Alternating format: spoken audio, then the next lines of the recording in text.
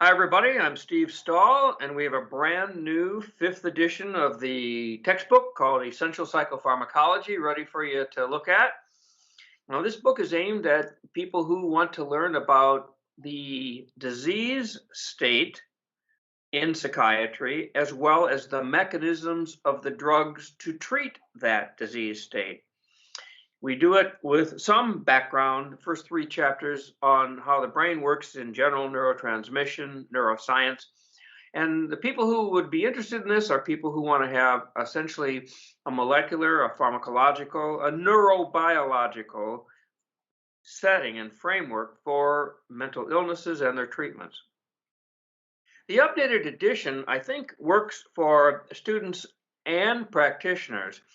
There's a lot of introductory materials for somebody who's just fresh to this, although I think it's probably a difficult book for anything but advanced undergraduates. It's good for graduate students. The textbook, for example, I use in our own graduate course in neurosciences at UCSD, for example, and for medical students. And in many ways, the core reader is really someone who's in practice. This is someone, because the book actually has a great deal amount of CME, continuing medical education, attached to it for such practitioners. But most people need to be refreshed and updated about how science is evolving, and the understanding of even old drugs is changing all the time. So it's aimed at across the waterfront from advanced undergraduates through practitioners. What's been updated in the fifth edition of Essential Psychopharmacology is a lot. It's been about 5 years, and since I've actually taken a look at this, because editions take a while to write and produce, and what's happened is really amazing in that period of time. I mean, understanding of many of the old drugs has changed. One of the biggest areas of change are psychosis and drugs to treat psychosis, as well as depression and drugs to treat depression. So those areas have been revamped quite extensively because there's been a plethora of new drugs coming out. There's a new understanding of how you treat bipolar versus unipolar depression. There are changes in the side effect profiles as well of these drugs.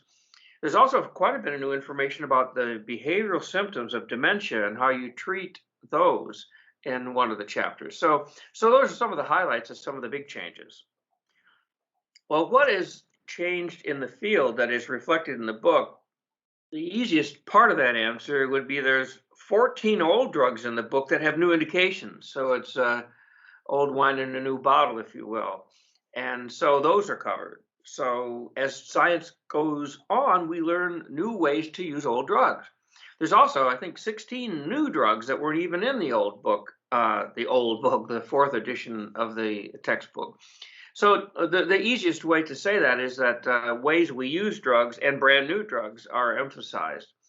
The other thing would be the background behind it. So we have pivoted, for example, in the area of dementia from a lot of optimism about disease modifying treatments that could change things like amyloid to really treating symptomatic and not disease state. So what's the problem is that if we don't cure or halt dementia, many, many more of us are going to get it. And we had hoped that we could find a way to do that. And right now, it's very disappointing that we perhaps cannot. The old book, the last edition, was really talking a lot about the approaches to disease state. And many of those have now since been tested and have blown up, essentially haven't worked. So what we're doing now is that since a lot of people have dementia and more are getting it, they're living with symptoms. And so there have come out a number of treatments for the psychosis of dementia, for the agitation of dementia, and to a certain extent for the memory of dementia. And so those are emphasized in the book as well. We would try to reflect what's happened in the field that way.